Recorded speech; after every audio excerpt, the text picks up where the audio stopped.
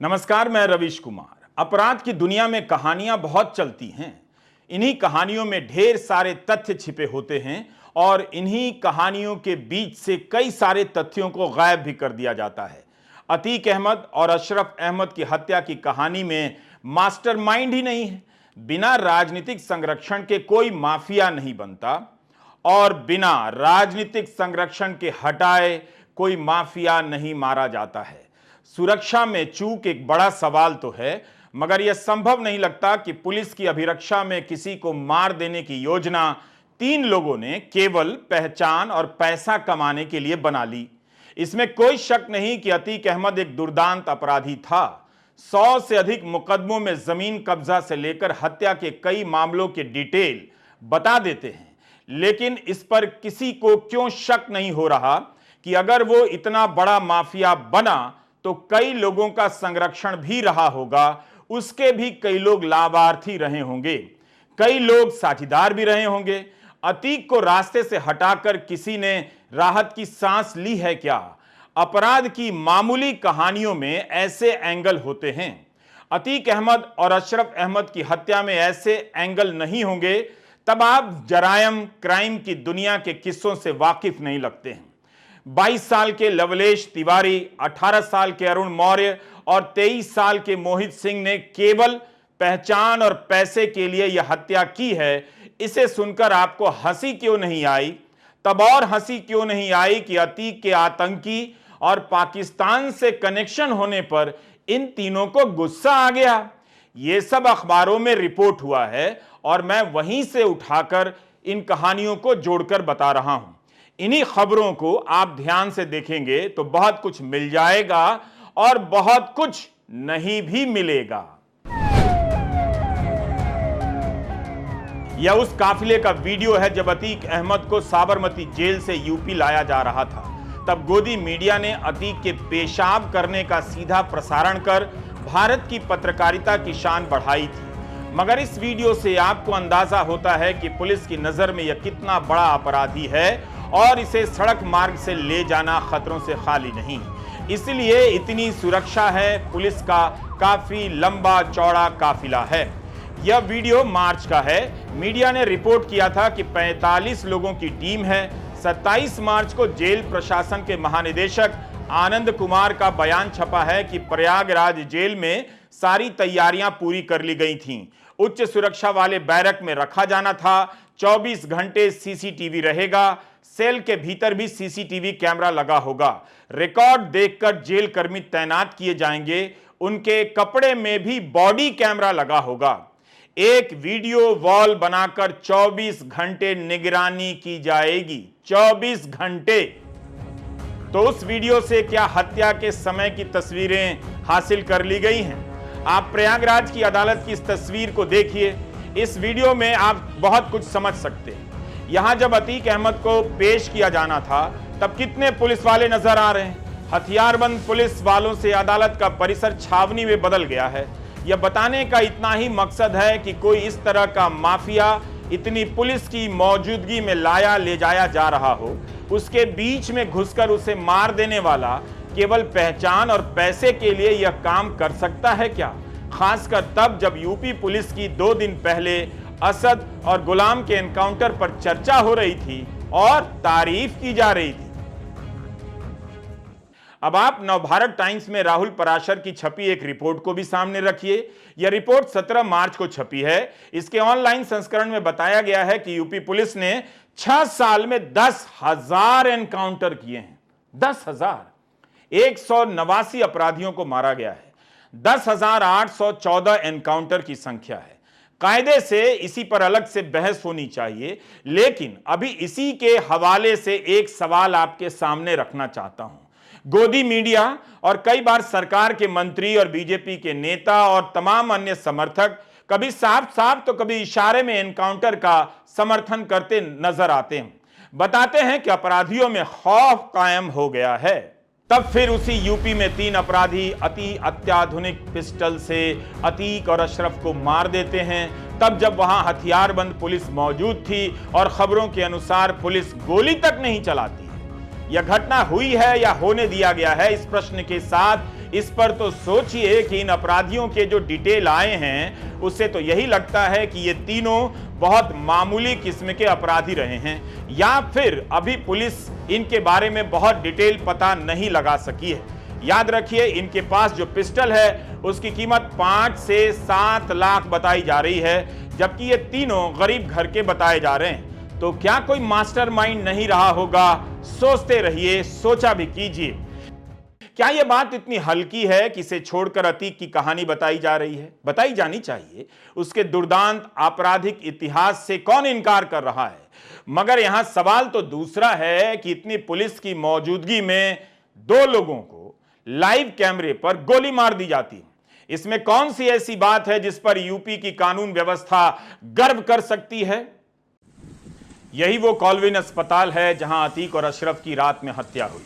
इस जगह के बारे में इंडियन एक्सप्रेस के दीप्तिमान तिवारी ने अपनी रिपोर्ट में जो लिखा है उसे पढ़िए। दीप्तिमान लिखते हैं कि चौक से 29 सर्किल बनाए गए हैं जहां गोलियां गिरी हुई थीं। हत्या जहां हुई वहां से मात्र 13 कदम चलकर अस्पताल के भीतर दाखिल हुआ जा सकता था। शनिवार रात 10 बजे धूमनगंज थाने से अस्पताल इन्हें लाया गया। पुलिस की 2 गाड़ियां थीं, किसी रिपोर्ट में 3 गाड़ियों का जिक्र है। साथ में 20 पुलिस वाले चल रहे थे। अस्पताल के परिसर में पार्किंग की काफी जगह थी, फिर भी गाड़ी गेट के बाहर रोक दी गई। अतीक और अशरफ को यहीं उतारा गया और पैदल ले जाया जाने लगा। जैसा कि एक दिन पहले के इस वीडियो में आप देख सकते हैं। इस वीडियो को देखते हुए और एक्सप्रेस की रिपोर्ट को साथ पढ़ते हुए कई चीजें नजर आती हैं। दीप्तिमान लिखते हैं कि मीडिया को पता था कि अतीक और अशरफ को पुलिस अस्पताल ले जा रही है, थाने से ही पीछा कर रहे थे, मगर पुलिस ने इंटरव्यू करने नहीं दिया। लेकिन गाड़ी से उतरने के बाद 2 कदम ही चले थे कि मीडिया ने दोनों को घेर लिया। पहले दोनों ने बात नहीं की, मगर उसके बाद माइक की तरफ मुड़ गए। जवाब अभी निकलता उससे पहले गोलियां निकल गईं। लवलेश तिवारी ने फायर कर दिया। कासगंज का अरुण मौर्य, हमीरपुर का सन्नी भी साथ में गोली चला रहा था। पत्रकार भागने लग गए और अपराधी गोलियां चलाते रहे। 1 मिनट से भी कम समय में सब हो गया। दीप्तिमान की इस रिपोर्ट में ध्यान देने वाली बात यह है कि मीडिया कैसे अतीक और अशरफ के करीब पहुंच जाता है, साथ साथ अपराधी भी। दैनिक जागरण के पहले पन्ने पर जो छपा है उसे गौर कीजिए। इसमें गिरफ्तार लड़कों का बयान है कि हत्या के 1 दिन पहले अस्पताल की रेकी की थी, मुआयना किया था। मगर उसी जागरण की एक और खबर में यह छपा है कि अस्पताल के डॉक्टरों को पता ही नहीं था कि अतीक को लाया जा रहा है। यह बात कई और जगहों पर छपी है। तब इन्होंने अस्पताल का मुआयना किस जानकारी के आधार पर किया होगा? डॉक्टर को ही पता नहीं है, इन तीनों को कैसे पता हो गया? क्योंकि इन्हें पहचान और पैसा कमाना था, हद ही है। मीडिया में छपा है कि फर्जी पहचान पत्र बना लिया, मगर क्या अस्पताल में मीडिया का जो भी गया उनसे पहचान पत्र मांगा जा रहा था? किसने चेक किया? लोकल पत्रकारों को पता होता है कि साथ में कौन खड़ा है। 3 लोग एकदम से नए हो, किसी ने तो नोटिस किया ही होगा। अब आप धूमनगंज थाने का यह वीडियो देखिए। यह भी घटना से पहले का है।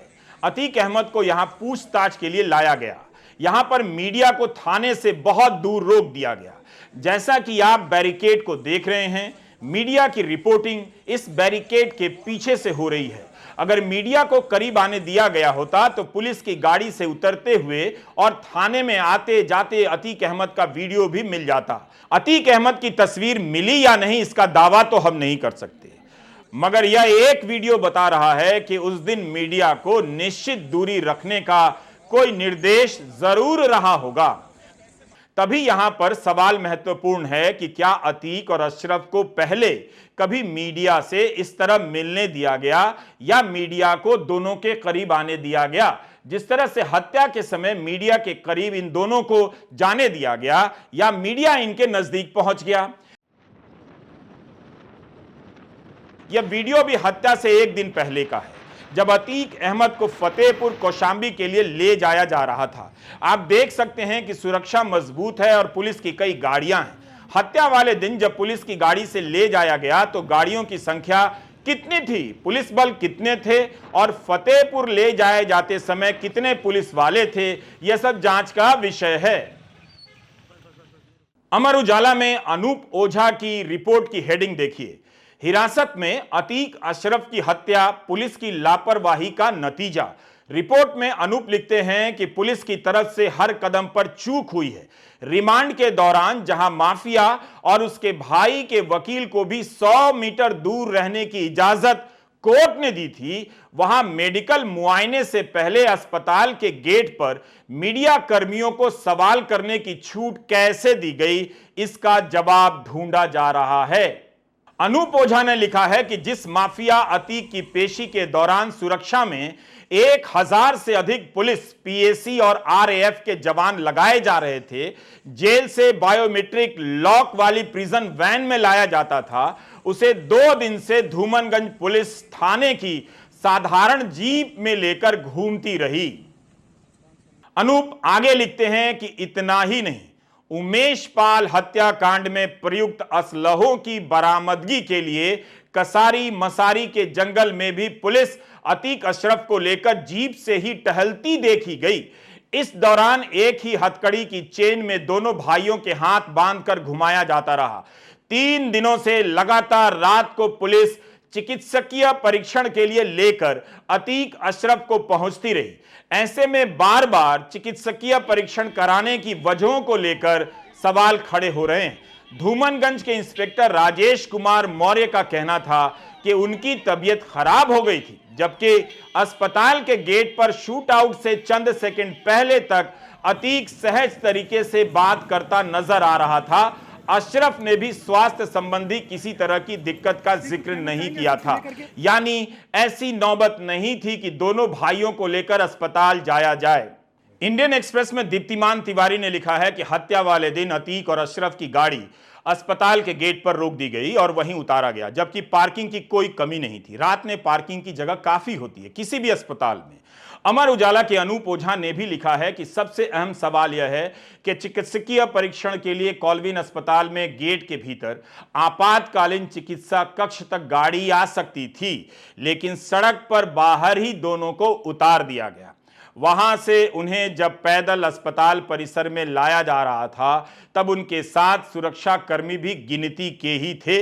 यह सब लिखा है। इतना ही या इस तरह की लापरवाही तब बरती जा रही थी जब 2 दिन पहले ही सीजेएम कोर्ट में पेशी के बाद अतीक और अशरफ पर भीड़ के बीच से हमले की कोशिश की गई थी। 12 अप्रैल को जब अतीक अहमद को साबरमती जेल से लाया जा रहा था, तब शिवपुरी में मीडिया ने पूछा था कि क्या कोई डर है आपको। तब अतीक अहमद ने कहा था कि आप लोग यानी मीडिया वाले हैं तो डर नहीं। और कथित रूप से 3 लोग मीडिया वाला ही बनकर आते हैं, अतीक और अशरफ की हत्या कर देता है। तो बड़ा ही दुखद घटना है साहब, सोच लीजिए। कहीं कहीं के प्रेस वाले कर सकते हैं, बुझिए ना। आज झूठ मूठ के कह दिया कि प्रेस वाला खड़ा होकर पूछ रहा था, तो कहीं प्रेस का लोग ये सब पूछेगा? ये कहीं होता है देश में, दुनिया में कहीं कोई होता है? तो कौन आकर के खड़ा हो गया उस तरह से? तो वहाँ के लोगों को, पुलिस को तो देखना ना चाहिए था पहले से कि आप कोई जेल में हो, उसको इलाज के लिए ले जा रहे हैं या किसी काम के लिए ले जा रहे हैं और रास्ते में हो गया। ये बहुत दुखद है। इस पर तो निश्चित रूप से लोगों को एक्शन करना चाहिए। हमने आज का वीडियो अलग अलग अखबारों में छपी रिपोर्ट के आधार पर तैयार किया है, ताकि हम तमाम सवालों के पीछे के आधार को ढूंढ सकें, आपको दिखा सकें।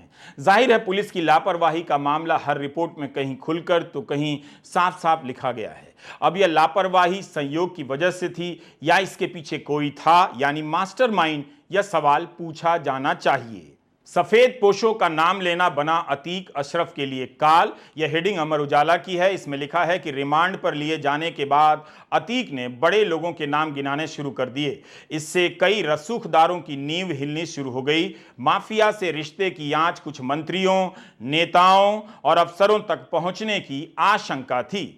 अमर उजाला की इस रिपोर्ट में रिपोर्टर का नाम नहीं है, लेकिन अगर माफिया ने मंत्री और बड़े लोगों के नाम लिए हैं तो यह खबर भीतर के पन्ने पर क्यों है? बेशक अमर उजाला ने बड़ा करके छापा है, लेकिन क्या आप गोदी मीडिया के न्यूज़ चैनलों पर इस सवाल को लेकर एंकरों को चीखते हुए देख सुन पा रहे हैं कि माफिया अतीक ने किस मंत्री का नाम लिया, किस अफसर का नाम लिया, किस बिजनेसमैन का नाम लिया? अमर उजाला की खबर की हम पुष्टि नहीं कर सकते। हम वही बता रहे हैं जो अखबार में छप चुका है। अगर आप हत्या के मास्टरमाइंड के बारे में सोच रहे हैं तो इस बारे में भी सोचते रहिए कि क्या सफेद पोशों ने खुद को बचाने के लिए अतीक और अशरफ को रास्ते से हटा दिया। अगर ऐसा है तो सावधान हो जाइए। जो भी धर्म की आड़ में इस हत्या के समर्थन में लिख रहे हैं, किसी भी तरह से जाने अनजाने में हो सकता है, वो भी इन सफेद पोशों को कवर दे रहे हैं, यानी बचा रहे हैं। अमर उजाला आगे लिखता है कि 14 अप्रैल को रियल एस्टेट कारोबार से जुड़े कई बड़े बिल्डरों, राजनीतिक पृष्ठभूमि से ताल्लुक रखने वाले होटल कारोबारियों के अलावा, कार शोरूम मालिक के अलावा कुछ अफसरों और नेताओं के नाम भी अतीक ने गिनाए थे। इसमें शहर के सबसे बड़े बिल्डर विनायक ग्रुप के मालिक संजीव अग्रवाल, पूर्वांचल भर में बड़े मॉल, शॉपिंग कॉम्प्लेक्स चलाने वाले नामचीन बिल्डर मोहम्मद मुस्लिम, कार शोरूम चलाने वाले अमित भार्गव, बिल्डर अमित गोयल समेत 45 से भी बड़े लोगों के नाम शामिल हैं। ईडी इससे पहले अतीक के 15 करीबियों के ठिकाने पर छापे मारकर कई रिकॉर्ड अपने कब्जे में ले चुकी है। ऐसे में अतीक अशरफ को ईडी की रिमांड पर लिए जाने को लेकर रसूखदारों की मुसीबत बढ़ने वाली थी।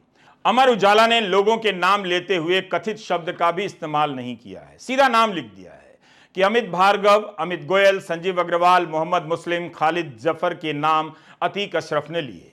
हम अपनी तरफ से इन नामों पर कोई आक्षेप नहीं कर रहे हैं क्योंकि हम पुष्टि नहीं कर सकते, मगर अमर उजाला ने ऐसा ही छापा है। इतनी बड़ी हत्या यूं ही नहीं हो जाती, ये हमारा सवाल जरूर है। मास्टरमाइंड कौन था, कौन कौन था? क्या इस हत्या से कई लोग बच गए? अब वो सच कभी सामने नहीं आएगा। तब आप एक और सवाल कीजिए। आपको बताया जा रहा है कि माफिया मारा गया, लेकिन उसका तंत्र अगर बच गया तब माफिया कैसे मारा गया? माफिया को बनाने वालों को कहीं बचा तो नहीं लिया गया, या इस तंत्र ने खुद को बचाने के लिए माफिया को रास्ते से हटा तो नहीं दिया? यह खबर पिछले शुक्रवार को दैनिक जागरण में छपी थी। इसकी हेडिंग है, माफिया के करीबी बिल्डर संजीव के घर पर 2.5 करोड़ के जेवरात और लैपटॉप जब्त। जागरण ने लिखा है कि माफिया अतीक के करीबी और शहर के नामी बिल्डर विनायक सिटी सेंटर के मालिक संजीव अग्रवाल के आलीशान आवास से करीब 2.5 करोड़ रुपए के जेवरात, कई लैपटॉप और मोबाइल जब्त किए गए हैं। अमित दीप मोटर्स के मालिक दीपक भार्गव के घर से भी लाखों रुपए के जेवरात जब्त हुए। लेखपाल सीताराम शुक्ला के घर पर भी ईडी का छापा पड़ा है। अखबार लिखता है कि ये लोग अतीक के काले धन को कथित रूप से सफेद करते थे। जाति और धर्म के आधार पर माफिया को बचाने या टारगेट करने वालों को एक बात समझ लेनी चाहिए, अपराध की दुनिया की जात एक ही होती है, अपराध और केवल अपराध। मीडिया रिपोर्ट में अतीक अहमद के करीबियों में दीपक भार्गव भी हैं, सीताराम शुक्ला भी हैं और संजीव अग्रवाल भी। अमर उजाला और दैनिक जागरण में छपी खबरों के आधार पर ही हमने आपको पढ़कर बताया। अतीक के साथ इनके कारोबारी रिश्ते क्या हैं, कितने गहरे हैं, इस पर हमारी कोई टिप्पणी नहीं है। अगर जांच में आपको यकीन है तो आप इस उम्मीद में थोड़ा तो टाइम खराब कर ही सकते हैं कि यह सब सामने आ जाएगा। हम अपना टाइम खराब नहीं करेंगे। जागरण के आलोक मिश्रा की यह रिपोर्ट, हेडिंग है, कहीं किसी के हथियार तो नहीं बने तीनों शूटर। आलोक मिश्रा ने लिखा है कि पहचान और दबदबे वाली बात आसानी से गले नहीं उतरती है। हत्या में शामिल आरोपित मोहित, लवलेश, अरुण अभी जुर्म की दुनिया का ककहरा ही पढ़ रहे थे। वे तुर्की की 2 अत्याधुनिक पिस्टल व चोरी की बाइक का बंदोबस्त कैसे कर पाए? तीनों प्रयागराज किसके बलबूते पहुंचे और आसानी से मीडिया कर्मी के बीच भी जा पहुंचे? यह इतना आसान नहीं जितना बयान हो रहा है। इसी अखबार में संजीव अग्रवाल से लेकर सीताराम शुक्ला का नाम छपा है। अब आलोक अपनी रिपोर्ट में लिखते हैं कि अतीक ने लश्कर तैयबा और आईएसआई से हथियार खरीदने की बात स्वीकार की है। कहीं ऐसा तो नहीं कि इसमें कई बड़े भी बेनकाब होने वाले थे? शूटर मोहित के संबंध यूपी के कुख्यात सुंदर भाटी गिरोह से जुड़े होने की बात भी किसी और कहानी की ओर इशारा करती है। कहीं ऐसा तो नहीं कि पश्चिम से जुड़ा कोई अतीक का मुंह खोलना बर्दाश्त नहीं कर सकता था? इन सवालों से लैस होकर इस हत्याकांड को देखिए तो पता चलेगा कि मामला धर्म का नहीं है। धर्म के नाम पर इसे सही बताने वाले एक गलती जानबूझकर कर रहे हैं। हिंदी प्रदेश के युवाओं का भविष्य बिगाड़ रहे हैं। ऐसे भावी अपराधियों को इशारा कर रहे हैं कि हत्या तुम करो, हत्यारा तुम बनो, जन समर्थन हम जुटा देंगे। लेकिन ऐसे युवकों को यह खेल समझ लेना चाहिए कि जन समर्थन से कानून नहीं बदलता है, राजनीति इस्तेमाल कर छोड़ देती है। तीनों पुलिस की गिरफ्त में हैं। अब आते हैं बंदूक की थ्योरी पर। अखबारों में इस पिस्टल के बारे में क्या क्या छपा है जिससे हत्या हुई है। तुर्की की पिस्टल है, इसकी कीमत 5 से 7 लाख बताई जा रही है। कहां से यह पिस्टल आई, किसने दिया, इस पर देखते हैं क्या क्या छपा है। जागरण में छपा है कि इन्हें गुस्सा आया क्योंकि अतीक के आतंकी और पाकिस्तान से कनेक्शन थे, मगर उसी जागरण में छपा है कि हत्या में इस्तेमाल पिस्टल पाकिस्तान से आई। लगाइए, अगर दिमाग है तो उसे काम पर लगाइए, वीडियो पूरा देखिए। दैनिक जागरण में छपा है कि सुंदर भाटी के इशारे पर अतीक के हत्यारों तक पहुंची जिगाना पिस्टल। हमीरपुर जेल में हुई थी मुलाकात। यह पिस्टल पाकिस्तान के रास्ते आई है। जागरण ने यह खबर सूत्रों के हवाले से लिखी है। सूत्रों ने दावा किया है कि पश्चिमी उत्तर प्रदेश के कुख्यात सुंदर भाटी के इशारे पर अतीक अहमद के हत्यारों तक जिगाना पिस्टल पहुंची। इस पिस्टल का प्रयोग पंजाब में हुई गायक सिद्धू मूसेवाला की हत्या में भी किया गया था। हालांकि अभी तक यह साफ नहीं हो पाया है कि सुंदर भाटी की अतीक से क्या दुश्मनी चल रही थी। कितनी कहानियां हैं। यूपी की जेलों में बंद कोई अपराधी इस तरह की पिस्टल की सप्लाई कर सकता है? इसका जवाब योगी जी से मांगा जाना चाहिए। फिर लवलेश, मोहित और अरुण के बारे में जितनी भी रिपोर्ट छपी है उससे लगता है कि अपराधी बड़े रसूखदार नहीं है। लगता है इनके पास बहुत पैसा है, ऐसा भी कहीं नहीं छपा है। 18 से 23 साल की उम्र है। अपराधी हैं, आपराधिक पृष्ठभूमि है, मगर उनके पास ऐसा हथियार और महंगा हथियार कैसे आया? आसमान से आ गया या किसी मास्टरमाइंड ने पहुंचा दिया? भारत में इस पिस्टल पर प्रतिबंध है। कमाल है, दावा किया जाता है कि पाकिस्तान की कमर तोड़ दी गई है। अब छापा जा रहा है कि पाकिस्तान से अवैध हथियार आए जा रहे हैं इतनी आसानी से। हमने बस यही किया है, अखबारों में छपी खबरों को आपके सामने रख दिया है। कई बातें साफ हो जा रही हैं, देखिए तो। अमर उजाला ने लिखा है कि इसी पिस्टल से पंजाबी गायक सिद्धू मूसेवाला को भी मारा गया। अखबार ने लिखा है कि पुलिस की जांच में सामने आया है कि तीनों हमलावर अलग अलग जिलों से आए। तीनों 48 घंटे से प्रयागराज में एक होटल में कमरा लेकर रुके। अलग अलग जिलों से आकर इन लोगों ने 48 घंटे में इतनी सटीक प्लानिंग कर ली। बाइक और बंदूक को लेकर जो रिपोर्टें छपी हैं उससे लगता नहीं कि सब कुछ 48 घंटे में हुआ है, या फिर यह भी हो सकता है कि प्लानिंग कोई और कर रहा था, बाद में इन्हें अंजाम देने के काम में लगा दिया गया होगा। तब वो कौन है, मास्टरमाइंड कौन है? मामला इतना साधारण है नहीं। मीडिया का फर्जी कार्ड, बाइक, माइक, कैमरा, अस्पताल का मुआयना, 7 लाख की पिस्टल, गोली चलाने वाला एकदम सधा हुआ गोली चलाता दिखता है। इस वीडियो को आप दोबारा देखिए जो हमने तैयार किया है, तो पता चलेगा कि हत्या के पीछे का मकसद केवल पहचान और पैसा कमाना नहीं हो सकता है, वो भी उस पुलिस के सामने जाकर हत्या करने से जिसके एनकाउंटर का बचाव गोदी मीडिया और सरकार के मंत्री तक करते हैं।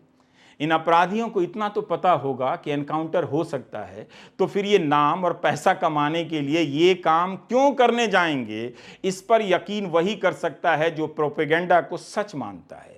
खबरें छप रही हैं कि तीनों बड़ा माफिया बनना चाहते थे, वो भी यूपी में, जहां माफिया राज को साफ कर देने की बात मुख्यमंत्री योगी आदित्यनाथ आए दिन करते हैं। उस यूपी में ये माफिया बनने की प्रैक्टिस कर रहे हैं। यूपी पुलिस की साख दांव पर लग गई है। हजारों एनकाउंटर को लेकर भी उसकी साख पर सवाल उठे हैं, मगर उससे वो बहुत चिंतित है ऐसा तो नहीं लगता। लेकिन क्या योगी आदित्यनाथ किसी भी तरह से इसे कामयाबी बता सकते हैं? जिस तरह से उनके मंत्री कह रहे हैं कि आसमानी फैसला है।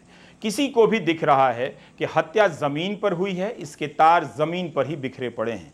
सवाल है कि क्या 2 महीने बाद न्यायिक आयोग जब अपनी रिपोर्ट देगा तब क्या निकल कर आएगा? केवल सिपाहियों को बर्खास्त किया जाएगा या लापरवाही की जवाबदेही ऊपर तक भी तय होगी? अतीक और अशरफ को मारना माफिया का अंत हो सकता है, लेकिन इस काम को अंजाम देने वाला भी माफिया ही रहा होगा, चाहे वो पुराना माफिया हो या कोई नया बनने वाला हो। अगर आपकी हाउसिंग सोसाइटी में कोई इस हत्याकांड का किसी भी तरह से समर्थन कर रहा हो तो उसे मेरा वीडियो दिखा दीजिए। निश्चित ही आपको ग्रुप से निकाल देगा और कम से कम आपका जीवन आसान हो जाएगा। आप झूठ और फरेब के तर्कों से बच जाएंगे। नमस्कार, मैं रवीश कुमार।